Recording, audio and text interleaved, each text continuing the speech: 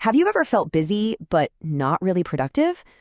Like you're just stuck on a hamster wheel day in and day out? Well, we're about to break down a really powerful framework designed to change all that.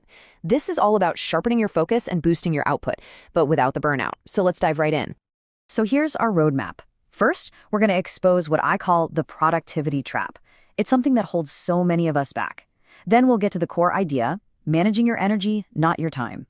After that, we'll actually build a daily engine for peak performance, talk about how to master your mental clarity, and finally, wrap up with a weekly upgrade system to make sure you're always improving. All right, section 1. Let's start with a feeling that I'm pretty sure we all know a little too well. That feeling of being trapped on a hamster wheel of tasks and to-do lists that just never, ever seems to end. I mean, we've all been there, right? We've downloaded all the apps, we've bought the fancy planners, we've blocked out our calendars with military precision. So why is it that so many of these traditional time management systems just fall flat, especially when it comes to really demanding, thinking-heavy work? Well, here's the hard truth. The reason those systems fail is because their whole premise is just wrong. The problem isn't your clock, it's your cognitive fuel tank. It was never about squeezing more hours out of the day. It's about realizing you've been fighting the wrong battle this whole time. And that brings us to the big shift, the fundamental idea at the heart of this entire framework. It's time to stop looking at the clock and start paying way more attention to your own internal battery. Just think about the difference here for a second. Time, it's constant, it's external, it just marches forward no matter what we do.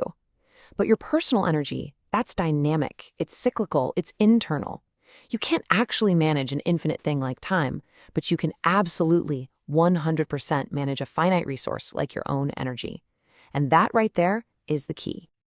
Now this might be the single most important number for your productivity.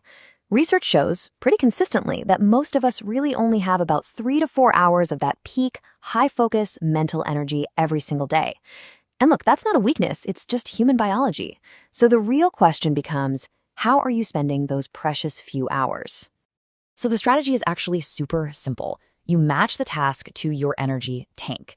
You use your peak hours, which for a lot of us are in the morning, for the really heavy lifting, the critical thinking, the research, the complex problem solving, and you save the low energy stuff like clearing out your inbox or data entry for the afternoon when your focus is naturally going to dip anyway.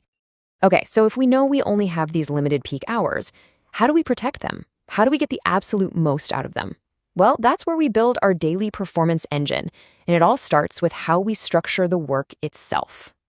Instead of trying to work for hours and hours on end, you work in focused sprints. So set a timer for 50 or 60 minutes. During that time, it's zero distractions. I mean it. Phone off, notifications silenced, everything. Then you take a real break for 5 to 10 minutes. Get up, walk away from the screen. After you do 3 or 4 of those cycles, you take a longer, more substantial break, like 30 to 45 minutes, to really, truly recharge.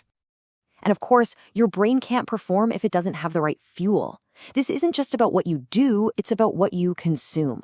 We're talking proper hydration, good nutrition, think omega-3s, complex carbs, using caffeine strategically, and maybe even some key supplements like vitamin D or B complex to fill in any gaps.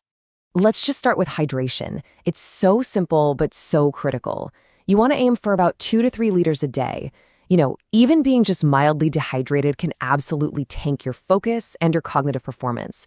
This is probably the easiest performance win you can get. And what about our good friend, caffeine? Use it like a tool, strategically. About 100 to 200 milligrams, that's roughly 1 cup of coffee, is kind of the sweet spot for a cognitive boost right before a big work session. But here's the crucial rule. You gotta cut yourself off after 3 p.m. You need to protect your sleep, which actually is what we're gonna talk about next. Okay, so you can have the best work structure in the world, you can have the perfect fuel, but if your mind is cluttered and stressed out, your performance is going to suffer. This section is all about that essential maintenance, restoring and preserving your mental clarity. First things first, you have got to start treating sleep like a skill that you can master, not just some passive activity. You want to aim for a consistent 7 to 8 hours and create a non-negotiable wind-down ritual. That means no screens for at least 30 minutes before bed. Oh, and don't underestimate the sheer power of a quick 20-minute power nap to boost your alertness midday. Now, for those moments during the day when you feel totally overwhelmed, here is your instant reset button. It's a super simple breathing exercise. You just breathe in for 4 seconds, hold it for 2, and then, this is the important part, exhale slowly for 6 seconds. That longer exhale is what activates your body's relaxation response. Seriously, doing this just 5 times can dramatically lower your stress and clear your head. And to help you with that sleep skill we talked about, try this tonight. Before bed, take just 5 minutes to write down everything that's on your mind, worries, ideas, and especially tomorrow's to-do list. They call this the mind dump, and it gets all that stuff out of your head and onto paper, which allows your brain to finally switch off and get some real rest. You know, a great system isn't static, it has to evolve.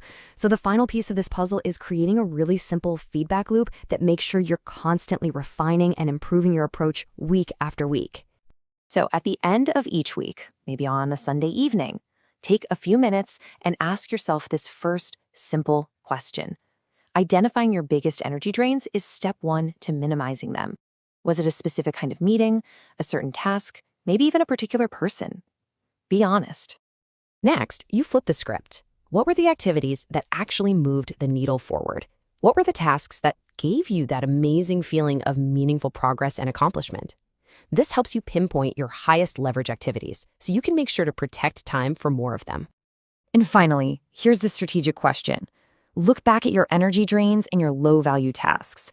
What can you systematically remove from your plate? Could you create a template for something? Could you hand a task off to someone else? The whole goal here is to constantly be freeing up your cognitive energy for the stuff that truly matters.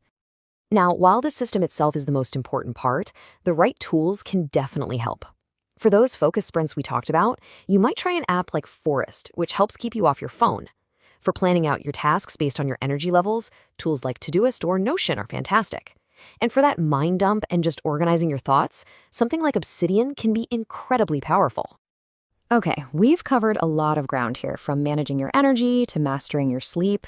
But listen, knowledge without action is pretty much useless. So the most important question is this, one right here. What is the one single principle from this framework that you are going to apply this week? Don't try to do it all at once. Just pick one and start there.